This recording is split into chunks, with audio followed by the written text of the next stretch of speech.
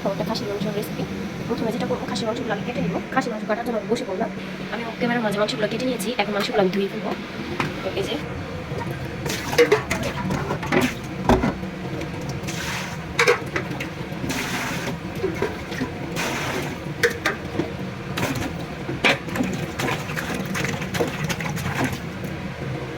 আমি মাংসগুলোকে ধুয়ে নিলাম।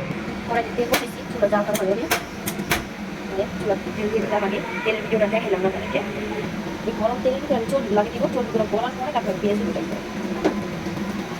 আমি তেলগুলো জ্বালিয়ে দিচ্ছি। এখন পেঁয়াজ আর একটু পেঁয়াজগুলো হয়তো নাড়াচাড়া দেবো। পেঁয়াজটা এখনো হয়নি, কাঁচা কাঁচা বেশি। এই অবস্থা আমি এখন আদা বাটা দিব।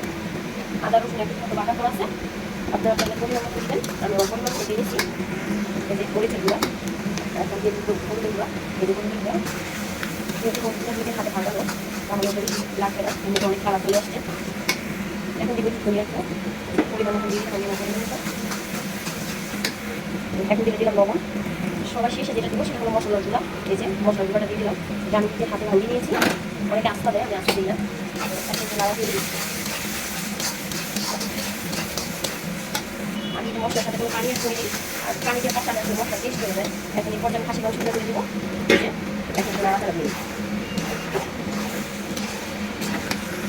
যে লাড়া দেওয়ার পরে দেখুন কালারটা কি সুন্দর আসছে। এখন দিয়ে দেবো। এখানে 5 মিনিট বসিয়ে মাংস কষাইছি। এখন উঠে দেখি আপনার কি অবস্থা। উঠে ফেললাম, এখন লাড়া দেবো। আমি যদি মাংসের সাথে কোনো রকমের পানি ব্যবহার করি নেই, ওগুলো মাংস ধোয়ার পরে মাংস পানির থেকে বের হয়েছে। দেখতে পাচ্ছেন আপনারা মাংসের কালারটা কি সুন্দর দেখা যাচ্ছে। অনেকক্ষণ কষানোর পরে মাংসতে এখন পানি দেওয়ার সময়।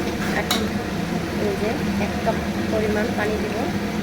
যেহেতু আমার স্টিলের মুখটা অনেক বড়, এটাতে করে 1 মুখ পানি দিয়ে দিলাম।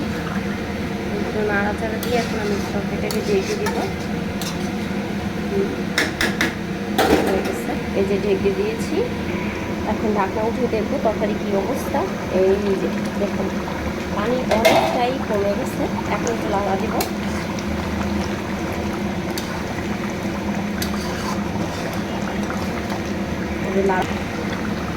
এখন জিরের গুঁড়ো দিয়ে দেখি।